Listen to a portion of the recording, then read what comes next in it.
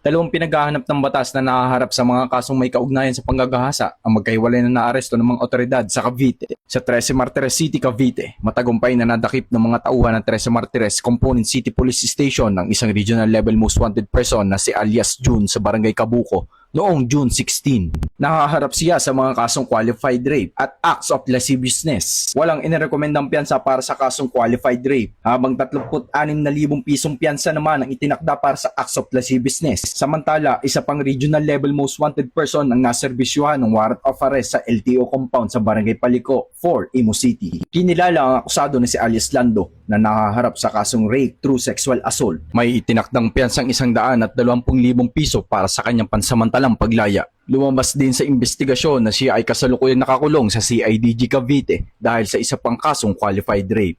Ang dalawang akusado ay nasa kustodiyan ng mga otoridad para sa kaukulang disposisyon at pagharap sa legal na proseso.